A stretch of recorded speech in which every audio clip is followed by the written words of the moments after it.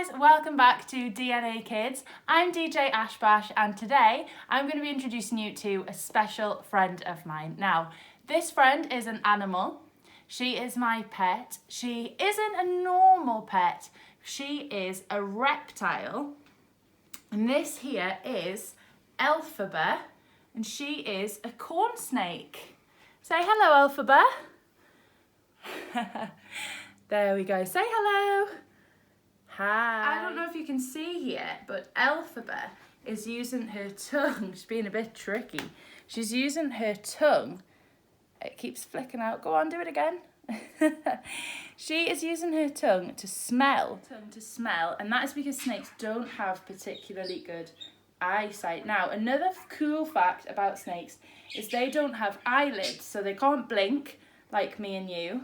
And they also sleep with their eyes open. And that's because in the wild there are lots of things that might try to eat a snake. Now, snakes are carnivores, and that means that they like to eat meat. So Elphaba here, she eats mice. She eats small mice once a week, but bigger snakes can eat birds and lots of things. But Elphaba, she probably could eat rats, she could eat chicks. Bigger snakes could eat rabbits. You're going to say hello?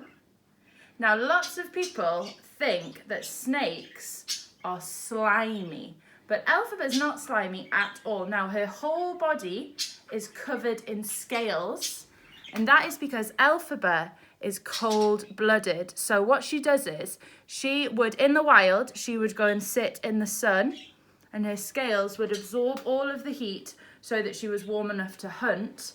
But obviously Elphaba here isn't a wild snake. So downstairs in her tank, she's got a heat pad and she lies on that to get her heat instead. And that's because their blood is cold. So when our blood is warm, snakes can't heat up their blood themselves. So they have to use the sun or a heat map or some such. Now, as you can see, Elphaba isn't very wide. So when she has a mouse for dinner, it fills her up for a whole week. So she'll only eat once a week, and when she eats, she opens her mouth all the way back and she swallows the mouse in one bite. Now, because she doesn't eat much, she only does a poop every 10 days. Now, I don't know about you boys and girls, but we do poops more than 10 days, don't we? So you can see here how Elphaba has wrapped herself around my arm, and that is because she is a constrictor snake. Now, that means that in the wild, if she was hunting something, she would bite it to hold it still, but then she would wrap herself around it and squeeze it rather than killing it with her bite. And that's because Elphaba doesn't have any venom in her fangs. Because some snakes are venomous, which means that they have venom in their teeth, and when they bite the animal, it injects the venom into them, and that is what kills them. Now, you can find snakes on every single continent in the world except for Antarctica, and that's because it's too cold for snakes to live there. Now, there are some countries in the world where snakes don't live in the wild, but only 3, and those are Ireland, Iceland, and New Zealand. So there's no wild snakes there. Now, some people are scared of snakes, and that's okay because 1 in 3 people are actually scared of snakes. And the word for that is herpetophobia. And like I said, 1 in 3 people are scared of them. But as you can see, there's nothing to be scared of. She's lovely and friendly, and she would never bite you or anything like that. She just likes being cuddled, don't you, Elphaba? Yeah. She likes exploring. Now, the fastest snake in the world is a black mamba. Now, they live in Africa and they can slither up to 12 miles an hour.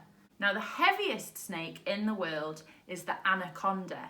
Now, they're found in South America and they can grow to be 270 kilograms. Now, that is very heavy. I've got a dog and she's 17 kilograms.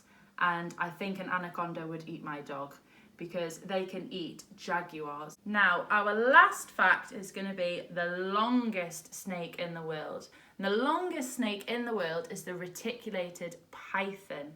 And they can grow to be 28 foot long. So if you think of your dad, he's probably 6 foot long. That's 4 times that. So that's like 4 of your dads on top of each other. So that is a very long snake, isn't it?